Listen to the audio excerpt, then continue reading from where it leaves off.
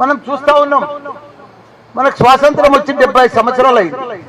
అందులో 56 సంవత్సరాలు కాంగ్రెసే పరిపాలించింది. ఏమన్నా న్యాయం చేసింది ఆ కాంగ్రెస్? ఏమన్నా ఉద్ధరించింది ఆ దేశాన్ని? మన తెలంగాణను చూసుకో, ఎంత అన్యాయం. ఒక కరెంట్ ఉండకపోవు, ఒక పంటలు పండకపోవు, పండిన పంటకు గిట్టుబాటు ధర రాకపోవు, ఒక సాగునీరు ఉండకపోవు, ఒక తాగునీరు ఉండకపోవు. అట్లనే బీజేపీ కూడా ఉన్నది. అంతకుముందు 10 ఏళ్ళు ఉంది, ఇప్పుడు 10 ఏళ్ళు ఉంది. వాళ్ళు కూడా ఏమి చేయలే ప్రజలకు. మాటలు చెప్పుకుంటా, 2 జాతీయ పార్టీలు మాటలు చెప్పుకుంటా, వాళ్ళకి ఎవరు ఆపోజిషన్ లేరు. వీళ్ళు లేకపోతే వాళ్ళు గెలుస్తారు, వాళ్ళు లేకపోతే వీళ్ళు గెలుస్తారు. తమిళనాడు లెక్క కరుణానిధి లేకపోతే జయలలిత గెలుస్తారు, జయలలిత పోయానది వీళ్ళు ఒకసారి. ఆ లెక్కన వీళ్ళు గెలుచుకుంటూ వచ్చి ప్రజలను నిండా మోసం చేసిర్రు, నిండా పాపం. కానీ ప్రజలకు ఇప్పుడు అర్థమైపోయింది. 10 ఏళ్ళు కేసీఆర్ పరిపాలన వచ్చింది.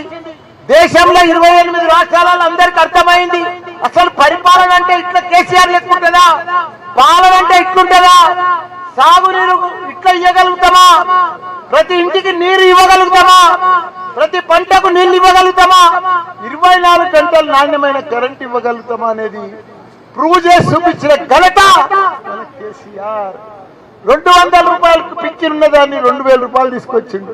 ఎవరితో సాధ్యం కాదని అసాధ్యమైన పని సుసాధ్యం చేసిన ఘనత మన కేసీఆర్ గారు. 46,000 చెరువులు ఉంటే తెలంగాణ నిండు కుండ లెక్క ఎండాకాలం మే నెలలా ఇంత ఎండలు కొట్టినా కానీ ఆ చెర్లలో నీళ్ళు అట్నే ఉంటుండే. 3 కోట్ల లక్షల టన్నుల ధాన్యం పండించిన ఘనత దేశంలోనే. అన్నం పెట్టే రైతన్నలను తయారు చేసిన ఘనత మన కేసీఆర్ కాదా? వాళ్ళకి సకాలంలో రైతు బంధు ఇచ్చి, రైతు బీమా ఇచ్చి, పెట్టుబడి ఇచ్చి, ఎరువులు అందించి, సాగునీరు ఇచ్చి, కరెంట్ ఇచ్చి, వాళ్ళకు పంటలు పండించి, పంటలు పండినాక సకాలంలో కొని వాళ్ళకు మంచిగా పైసలు వేస్తే ప్రజలు ఎంత మోసపోయారు. 4 నెలలనే కాంగ్రెస్ వచ్చింది, కొద్ది మోడల్ వచ్చింది. 4 నెలలని వాళ్ళు ఒకటే పని పెట్టిరప్ప. అసలు ఒకటే పని, కేసీఆర్ తిట్టాలి, కేటీఆర్ తిట్టాలి, వాళ్ళని జైలు వేస్తాం, వీళ్ళని జైలు వేస్తాం. ఇదేంటా ఇది? అరే ఎవరైనా పని చేసుకోవాలని తిడతారా? నీ ముఖానికి, కాంగ్రెస్ ముఖానికి కానీ బీజేపీ ముఖానికి కానీ ఎప్పుడన్నా సాగునీరు ఇచ్చిర్రా? ఏ రాష్ట్రంలో తాగునీరు, ఇంటింటికి తాగునీరు ఇచ్చిర్రా? 24 గంటల కరెంట్ ఇచ్చిర్రా? దేశంలో 28 రాష్ట్రాలు ఒక్క రాష్ట్రం చూపారు మీరు. అసలు మీకు ఓట్లు అడిగే హక్కు, తెలంగాణ నైతిక హక్కు మీకు లేనే లేదు. ప్రజలు మీకు ఎయ్యలేయారు ఎప్పుడు కూడా. కేసీఆర్ అంత పెద్ద ఆలోచన చేసి దేశంలోనే ఒక ఆదర్శ రాష్ట్రంగా తీసుకొచ్చి ఇవన్నీ చేస్తే వాళ్ళని తండ్రి కొడుకులను టెలిఫోన్ స్కామ్ అని, ఆ స్కామ్ అని, అది కాళేశ్వరం స్కామ్ అని, చిన్న ప్రపంచంలోనే ఎప్పుడైనా ప్రాజెక్టు కట్టిండు కాళేశ్వరం ప్రాజెక్ట్. అది చేయాలనుకుంటే చేయలే, నీళ్ళు ఇవ్వాలనుకుంటే ఇవ్వలేకపోయిన వాళ్ళు ఏదో వంక పెట్టి 3 పిల్లలు ఏదో దసుకుతే దానికి వంక పెట్టుకుంటాన్ని ఆపి రైతులనంతా 1,00,000 ఎకరాలకు పొలాలు ఎండబెట్టి తాగునీరు వస్తలేదు, పంటలు వంటలేవు. 4 నెలలైనా ఇంత ఆగమాగమా, ఇంత ఇదా? అసలు కాంగ్రెస్ కు అడ్మినిస్ట్రేషన్ వస్తుంది, అసలు పరిపాలన వస్తలేదు వాళ్ళకు. ఎందుకు నాకు అర్థమైతలేదు.